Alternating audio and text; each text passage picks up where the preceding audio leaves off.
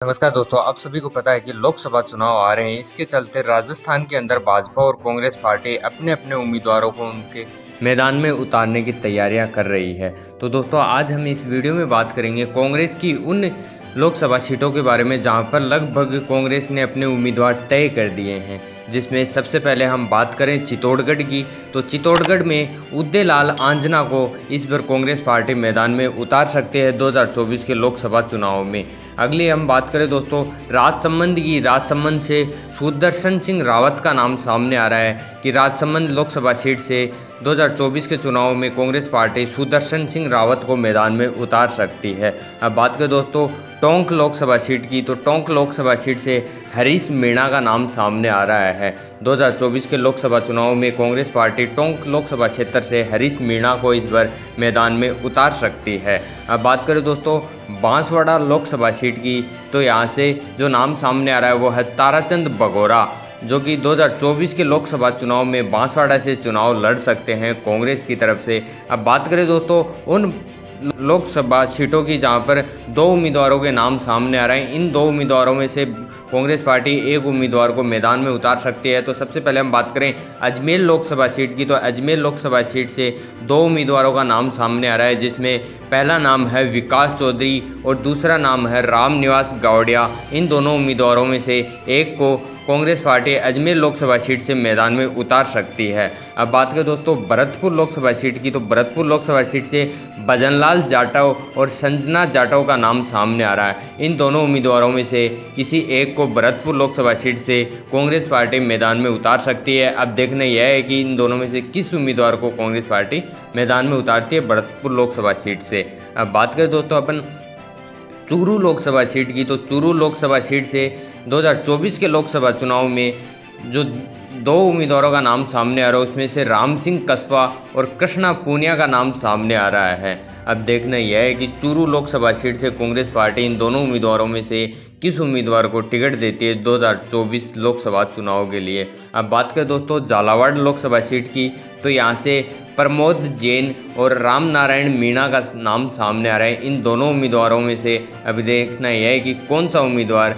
Ticket लेने में सफलता हासिल कर पाता है कांग्रेस पार्टी से। अब बात करें दोस्तों झुंझुनू लोकसभा सीट की, तो झुंझुनू लोकसभा सीट से विजेंद्र ओला और दिनेश सुंडा का नाम सामने आ रहा है कि 2024 के लोकसभा चुनाव में झुंझुनू लोकसभा सीट से विजेंद्र सिंह ओला और दिनेश सुंडा इन दोनों उम्मीदवारों में से किसी एक को कांग्रेस पार्टी इस बार मैदान में उतार सकती है। अब बात करें दोस्तों जोधपुर लोकसभा सीट की, तो जोधपुर लोकसभा सीट से भी दो उम्मीदवारों के नाम सामने आ रहे हैं, जिसमें एक है महेंद्र बिश्नोई और दूसरे हैं मानवेंद्र सिंह। अब देखना यह है कि इन दोनों उम्मीदवारों में से किस उम्मीदवार को कांग्रेस पार्टी 2024 के लोकसभा चुनाव में मैदान में उतारती है। अब बात करें दोस्तों कोटा लोकसभा सीट की, तो कोटा लोकसभा सीट से भी दो उम्मीदवारों के नाम सामने आ रहे हैं, एक अशोक चांदना और दूसरे शांति धारीवाल।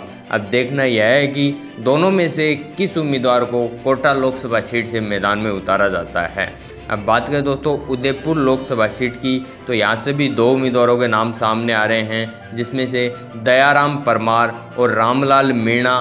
दोनों उम्मीदवारों में से किस उम्मीदवार को टिकट मिल सकती है 2024 के लोकसभा चुनाव में। अब बात करें दोस्तों अलवर लोकसभा सीट की, अलवर लोकसभा सीट में तीन उम्मीदवारों के नाम सामने आ रहे कांग्रेस पार्टी की तरफ से। इन तीनों उम्मीदवारों में से किसी एक को टिकट दे सकती है कांग्रेस पार्टी, जिसमें संदीप यादव, ललित यादव और करण सिंह यादव को, यानी इन तीनों उम्मीदवारों में से किसी एक को कांग्रेस पार्टी मैदान में उतार सकती है। तीनों ही उम्मीदवार यादव हैं, क्योंकि अलवर लोकसभा सीट यादव बाहुमूल्य सीट मानी जाती है। अब बात करें दोस्तों भीलवाड़ा लोकसभा सीट की, तो यहाँ से धीरज गुज्जर, डॉक्टर छिप्पी जोशी और रामलाल जाट का नाम सामने आ रहा है। अब देखना यह है कि तीनों उम्मीदवारों में से किस उम्मीदवार को कांग्रेस पार्टी इस बार मैदान में उतारती है। अब बात करें दोस्तों दौसा लोकसभा सीट की, तो दौसा लोकसभा सीट पर भी तीन उम्मीदवारों का नाम सामने आ रहा है, मुरारी लाल मीणा, ओम प्रकाश हुडला और कल्याण मीणा का नाम सामने आ रहा है।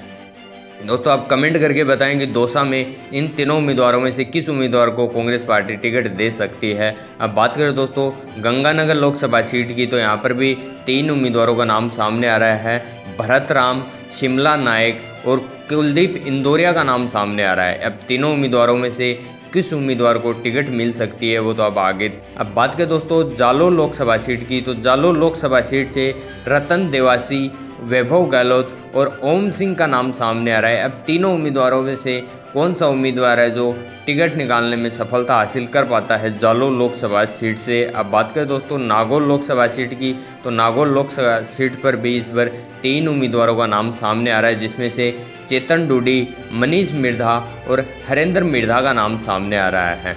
अब बात करें दोस्तों सीकर लोकसभा सीट की, तो सीकर लोकसभा सीट में वैसे तो 2 उम्मीदवारों का नाम सामने आ रहा है, लेकिन तीसरे उम्मीदवार हैं वो गोविंद सिंह डोटासरा का नाम सामने आ रहा है, जिसमें 2 उम्मीदवार हैं वो हैं सीताराम लांबा और महादेव सिंह खंडेला। अब देखना यह है कि इन तीनों उम्मीदवारों में से किस उम्मीदवार को टिकट मिल सकती है।